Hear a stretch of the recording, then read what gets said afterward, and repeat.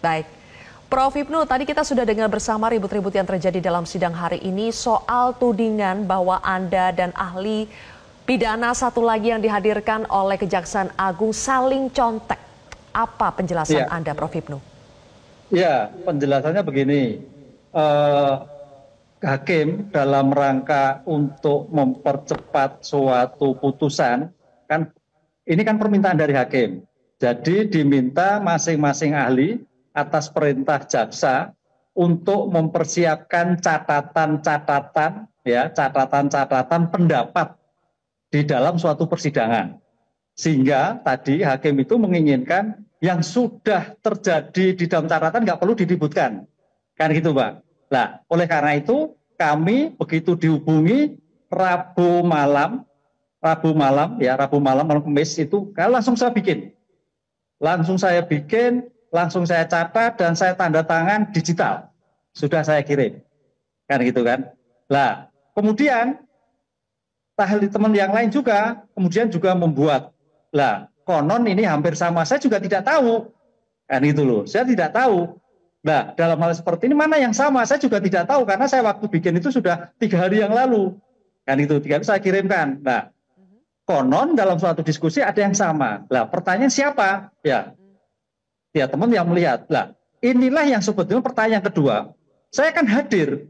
Hadir untuk dimintai suatu keterangan. Sudah saya sampaikan. Jelas A, B, C, D sampai selesai. Sampai suatu diskusi. Kemudian pada sidang yang kedua, ahli yang teman yang kedua, baru permasalahan itu timbul. Nah, sekarang pertanyaannya, pertanyaan-pertanyaan yang diajukan oleh jaksa itu kan sama semua. Jadi kalau dimungkinkan sama juga bisa catatan, karena objeknya sama. Sama jawabannya apa? Karena kita merujuk, misalkan penetapan tersangka apa sih dasarnya? Oh, putusan MK 21. Penetapan terkait dengan bukti permulaan apa sih sepertinya? Kemudian terhadap keuangan negara apa sih dasarnya? Oh, MK 130. Ya, itu sama kan itu loh. Itu yang saya melihatnya seperti itu. Tapi kalau ada yang lain saya tidak tahu. Lah, jawaban-jawaban yang itu adalah bersumber pertanyaan dari kejaksaan, sehingga kita menjawab pertanyaan dimungkinkan yang kemudian kita serahkan pada majelis hakim. Prof. Hipnu, di sini kami sebelumnya. menampilkan keterangan tertulis dari Prof. Hipnu dan juga dari ahli yang lain ya, yang disebut katanya sama, yaitu ahli Taufik Rahman. Di sini kami mendapatkan kedua keterangan tertulisnya, dan dari poin 1 sampai poin 9 terlihat sama, Prof. Hipnu, sampai titik komanya kalau menurut dari kuasa hukum Tom Lembong ya, yang benar-benar memegang dan melihat langsung. Kami melihatnya dari dokumen ini, dari tayangan ini, memang poinnya sama dari 1 sampai 9. Apakah Prof. Hipnu juga sudah membandingkan dua keterangan tertulis ini? Saya nggak membandingkan. Kalau 1 sampai 9 saya yang bikin, Pak. Ya. Saya yang bikin. Kalau yang lain saya nggak ngerti. Nggak ngerti. Jadi lebih saya duluan, itu loh, nggak ngerti. Saya 9 itu dulu sudah saya kirimkan 3 hari sebelum sidang untuk mempercepat suatu persidangan. Jadi saya juga kaget tadi kok timbul seperti itu. Dan Prof. Hipnu memastikan tidak ada koordinasi dengan ahli yang lain, tidak ada koordinasi dengan Kejaksaan Agung mengenai isi dari pendapat yang akan Prof. Hipnu sampaikan ya dalam keterangan tertulis itu. Tidak ada. Kami hanya mendasarkan pertanyaan-pertanyaan Jaksa Agung apa yang akan diminta. Sehingga sebagai untuk mempermudah persidangan, saya buat catatan dari rumah, kemudian saya email, dan saya tanda tangani 3 hari sebelum suatu sidang. Oke, baik kalau begitu.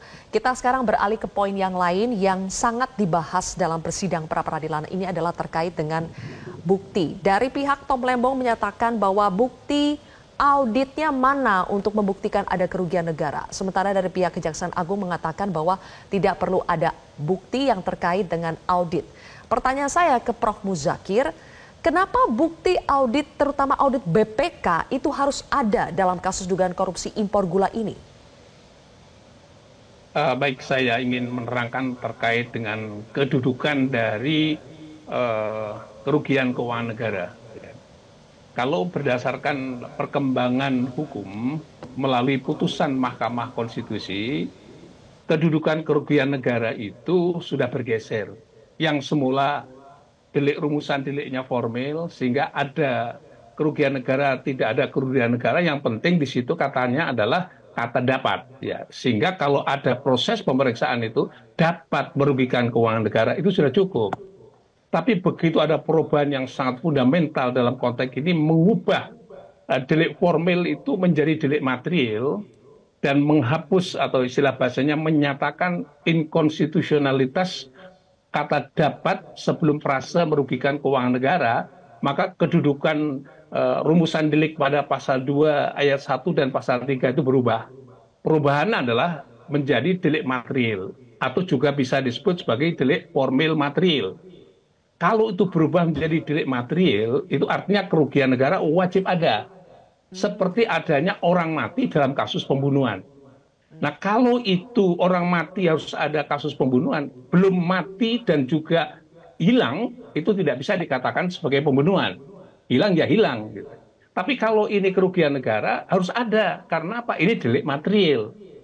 Kalau delik material kerugiannya, bagaimana membuktikan kerugiannya lebih dahulu ya. Kerugian negara harus dibuktikan secara resmi berdasarkan audit investigatif yang menyatakan begitu ada kerugian keuangan negara yang disebabkan oleh perbuatan melawan hukum dalam pasal 2 ayat 1 atau pasal 3. Nah, pertanyaannya apakah termohon dalam hal ini penyidik itu bisa membuktikan ada naskah perhitungan atau hasil audit investigatif yang menyatakan ada kerugian negara karena tindak pidana pasal 2 atau pasal 3. Jadi kalau itu tidak ada, berarti tidak ada kerugian keuangan negara. Prof. Muzakir, apakah harus bersumber dari BPK? Itu yang harus menjadi pegangan, yang dari BPK? Jadi prinsipnya begini, kalau produk laporan pertanggungjawaban itu sudah tahun 2015 sampai dengan tahun 2017, ya, itu naskah total semua naskah itu adanya di BPK.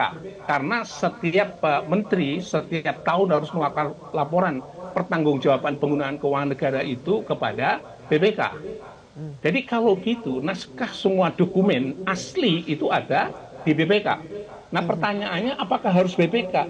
Nah, kalau naskah aslinya sudah di BPK, berarti yang tanggung jawab mengaudit itu adalah BPK, dan yang bertanggung jawab mengaudit kembali karena ada permintaan dari penyidik untuk memeriksa kembali terkait dengan laporan pertanggungjawaban itu juga BPK. Tidak mungkin ada lembaga lain kalau perkara itu sudah diserahkan, laporan pertanggungjawaban sudah diserahkan pada BPK. Kalau ada lembaga lain yang berani melakukan audit lagi yang sudah diserahkan BPK, bukankah itu bertentangan mandat mereka itu dari Undang-Undang Dasar 45? Yang lain tertinggi itu undang-undang. Bahkan ada lembaga yang dibentuk karena kepres, diubah menjadi perpres. Ya, saya kira itu yang penting. Ya, sekarang saya bergeser karena ada pendapat lain dari Prof. Hipnu yang menilai bahwa untuk menetapkan tersangka dalam kasus dugaan korupsi impor gula yang ditersangkakan kepada Tom Lembong ini tidak diperlukan bukti audit keuangan negara. Apa dasarnya, Prof. Hipnu? Ya, gini Mbak, diperlukan audit, tapi audit yang masih bukti permulaan. Kan gitu, karena namanya suatu kerugian negara, korupsi kan ada 7 jenis, diantaranya ada kerugian negara, maka diperlukan adanya kerugian sementara.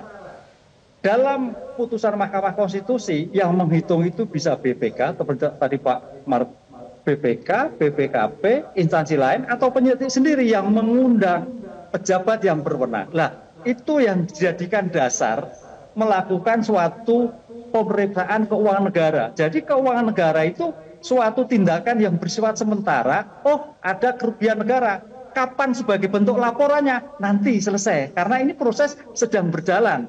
Ini yang menurut saya seperti itu. Sehingga pada kasus Pak TM ini sekarang masih berjalan. Audit sedang berjalan. Sampai kapan? Sampai ketemunya bukti-bukti yang ditemukan dalam suatu audit forensik yang bersangkutan. Disinilah yang saya kira perdebatan antara Pak Muzakir dengan saya seperti itu. Jadi situasi yang bukti awal ini yang menjadikan sepertinya Pak TM sebagai tersangka tadi. Ditemukan siapa yang menentukan? BPKP kan itu. BPK juga bisa, BPKP juga bisa. Nah, disinilah nanti Mbak, kalau ini yang terjadi sering, itu ada audit. Apakah maksud Anda bahwa sebetulnya bukti audit investigatif yang final itu bisa menyusul, tapi tidak mutlak diperlukan dalam penetapan tersangka? Ya, kalau saya sepertinya gini kan, sesuatu kan dianggap benar, kecuali dibuktikan sebaliknya. Lah tampaknya teman-teman kejaksaan melihatnya seperti, oh ternyata